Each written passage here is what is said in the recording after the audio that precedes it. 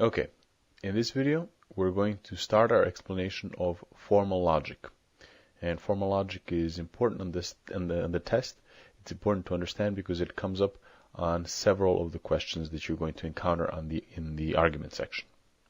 So here we'll start our explanation of the concepts involved, the qualifiers that are the basis for formal logic, and specifically in this video we're going to talk about the all qualifier and the some are not qualifier.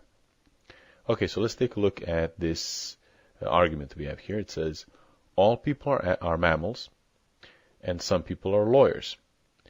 No sharks are mammals, therefore no lawyers are sharks. Okay, so we're using that just to illustrate these qualifiers, and it's a true argument, by the way. And so this is an example of a formal logic argument. Now these arguments have a specific vocabulary and a specific structure, and like I mentioned, they don't appear very often, but in order to do them, you need to use a specific approach. And so this is the vocabulary that I was talking about. So here on the left, you have the 6 qualifiers that are really important. All, most, some are not, most are not, and none. And these arguments, these formal logic arguments, involve these qualifiers that relate two things, two ideas, or two concepts. So these qualifiers on the left are going to relate these two things. Now, the questions will require deductions from the given information. And this requires an understanding of these qualifiers and of how to represent that information. So this argument here talks about people, mammals, lawyers, and sharks. And as you can see, those different concepts are all related using the qualifiers all, none, and some. And the conclusion depends on the deduction based on those relationships in these premises. Okay, so let's take a closer look at one of the qualifiers, all. So we have here a statement, all dogs are animals. So, all means everyone or everything. And this is that every element in the first group is part of the second group. And this is a standard everyday meaning. So we have here that bar on the right, the percent bar, and we see that all corresponds to 100%. It's your basic intuitive understanding of all. Okay, so this premise, the all dogs are animals, it simply lets you know that every dog is also an animal.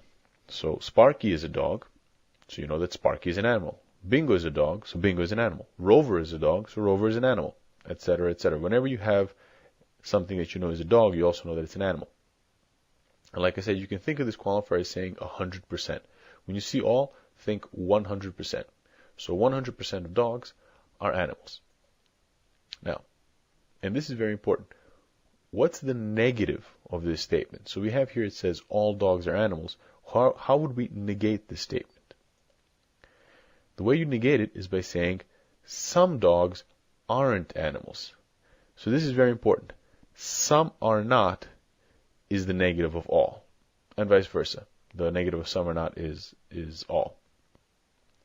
And in order to do these questions that use formal logic, you have to know how to take the negative of the premise, and you have to memorize that for this qualifier for all, some are not is the negative. And the reason I keep stressing that that's important to remember that some are not is the negative of all is because people initially think that the negative of all is none. And that's actually not the case. We can think of that as maybe the opposite of all, but it's not the negative. And you'll see why as we explain further. So, let's take a look at this statement. It says, some animals aren't pets. Now, some are not means at least one isn't, and possibly none are. So there's at least one element in the first group that isn't part of the second group. That's what some are not means. It means that there's at least one element in the first group that isn't part of the second group. Now this is different from the everyday meaning because it includes none. When we say some aren't in everyday conversation, we generally don't mean to include that it could also be that none aren't. But in the LSAT, it could also include none. So, taking a look at this premise, it simply lets you know that there are animals that aren't pets. But you have to be careful, unlike in everyday usage of some aren't, that doesn't imply that there are some animals that are pets. When you see a premise with the qualifier some aren't, keep in mind that it doesn't have to mean that some are. So some aren't does not have to imply that some are. Now, thinking of it in terms of percents, this qualifier can mean everything under 100% up to and including 0%. We include that 0% because some aren't can also mean none. This is what I keep stressing. So some animals aren't pets can mean that no animals are pets. And if we look a little bit closer at our graph here on the right, we see that some are not encompasses everything below 100%, including the 0% bar. Okay, so let's take a look at our initial premise, all dogs are animals. Now, can we reverse that? We say that all dogs are animals, but does that mean that all animals are dogs? So are all animals dogs, according to our definition of what all means, that it means 100%? No. This qualifier is not reversible. So whenever you see all, you know that you can't simply reverse the two concepts. So if a premise says all A are B, you cannot automatically assume that all B are A. Now, it's important to know whether the qualifiers are reversible, because that's additional information to work with, and having you assume that a premise is reversible is a common trick to fool you with these questions. Now let's take a look at the second premise. Some animals aren't pets. Can we reverse that? Can we say that, is it true that some pets aren't animals?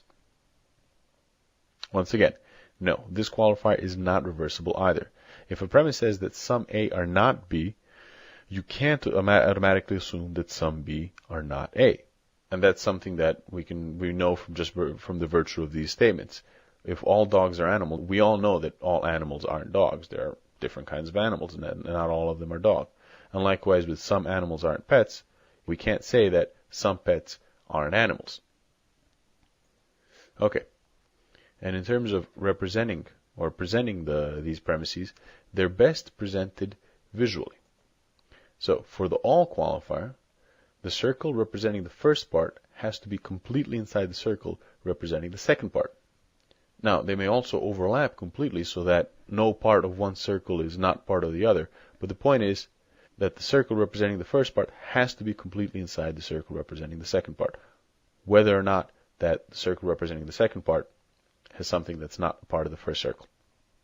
So as we see here with the animals and the dogs, we see that dogs is completely inside animals. For the some are not qualifier, the circle representing the first part has to have part of it outside the circle representing the second part. Now they may be completely separate.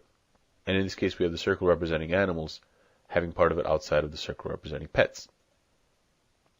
So, once again, these two representations are examples of how you should represent the premises in the formal logic questions. You should use circles. The first two circles represent the first premise, and the other pair represent the second premise.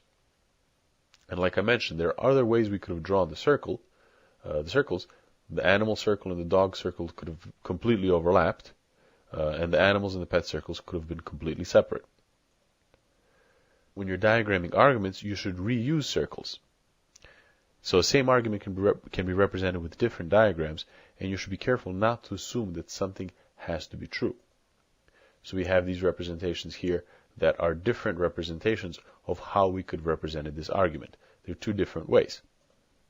The group of circles on the left combine the two groups of circles that we previously put up, and that diagram tells us that there are some animals that aren't dogs, and there are some dogs that aren't pets. And we can say that because if we look at the animal circle, we see that part of it is not within the dog circle. So whichever animals fall outside of the dog circle aren't dogs. And likewise with the dogs and pet circles, we see a part of the dog circle is not in the pet circle. So that means whichever dogs are part of the dog circle that is not overlapped with the pet circle, those dogs aren't pets. The group of circles on the right is another equally valid way of representing the two premises, and the additional info that we get from the diagram is that all animals are dogs, and that's because we have the animals in the dog circles completely overlap, so whichever animals are in the animal circle are all going to be in the dog circle. And we also get that no animals and no dogs are pets. That's because the animal circle is completely separate from the pet circle, and the dog circle is completely separate from the pet circle. Now, given what the qualifiers all and some are not mean, These are perfectly reasonable deductions because the way we've represented them using these circles completely capture their definitions. Now, in real life, obviously, it's not the case, but it's consistent with the definition of these qualifiers, and that's important to know because that's going to be important when you do the actual arguments. The important thing here to remember is that there are different ways of diagramming an argument. Okay, so to recap, all, the qualifier all, means 100%, and some are not means anything less than 100%. They're each other's negatives, and they're not reversible. That's also very important to keep in mind. All A or B does not mean that you can conclude, that you can deduce that all B are A. For all, the first circle has to be completely inside the second. That's how you need to represent it. And that can also mean that the two circles can overlap. That's what being completely inside, it can also mean that. And for some or not, the first circle has to have a part of it outside the second. Once again, that could also mean that the first circle is completely outside the second. When you're making diagrams, reuse the circles and be careful with your assumptions.